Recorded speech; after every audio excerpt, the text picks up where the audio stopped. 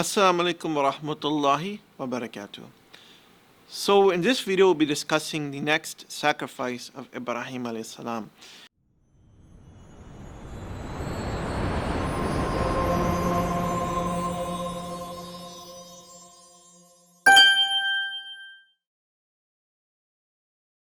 Now, as we mentioned, Ibrahim alayhi salam, he spent a great amount of time calling upon his people and his family, and he had to sacrifice so much when he was doing da'wah. And Ibrahim alayhi salam, when he got to an old age, he didn't have any children. He didn't have any sons, and he wanted a son, right? And he was very old age when he didn't have any children or any sons, and Allah subhanahu wa ta'ala blessed him. He made dua to Allah, and Allah subhanahu wa ta'ala blessed him through Hajar alayhi salam with Ismail alayhi salam. And can you imagine how happy Ibrahim alayhi salam must have been that in his old age, that this is a miracle that he's blessed with having Ismail alayhi salam.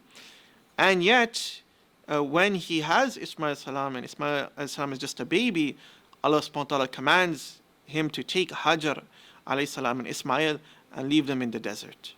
And he took Hajar and Ismail and he left them in the middle of nowhere, and he was leaving. Hajar alayhi salam asked him, like, why are you leaving us? And he didn't respond. And she asked him, he didn't respond. And she asked, is this a commandment from Allah? And he said yes. And then she became certain that Allah subhanahu wa ta'ala would not abandon them. And she had full tawakkul in Allah. And it's mentioned that Ibrahim alayhi salam, when he left, he didn't even look back, showing his reliance on Allah. So subhanAllah, we see here, Ibrahim alayhi salam, he was of old age, and yet he just had his son who he was waiting for to have, and he was blessed to have his son. And now Allah subhanahu wa ta'ala is saying, leave him in the desert. And Ibrahim alayhi salam was willing to comply. He is willing to sacrifice Hajar and Ismail alayhi salam for his love of Allah subhanahu wa ta'ala.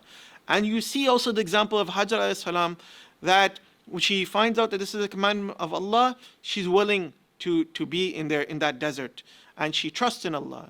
She's an example of the high level of tawakkul that we should have. And we know the story.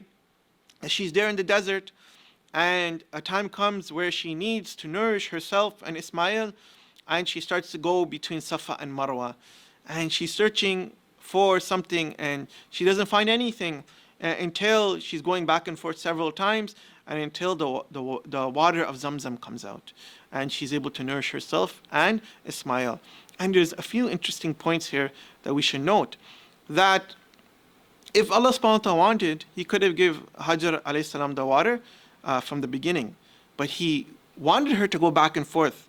And this shows us what tawakkul is, that we take whatever means we have. We should never lose hope in Allah. We take whatever means we have, we rely on Allah, and Allah subhanahu wa ta'ala will do the rest.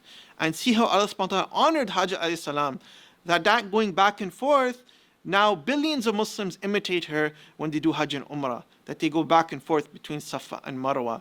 And also, the risk that was given to Hajar and Ismail alayhi salam, the water of Zamzam, they not only benefited from it, but billions of Muslims for centuries and centuries up to today are benefiting from the risk that was given to Hajar and Ismail alayhi salam through the well of Zamzam. In our next video, we'll be discussing the next sacrifice of Ibrahim alayhi salam, inshallah. Jazakallah khair. Assalamu alaikum wa rahmatullahi wa barakatuh.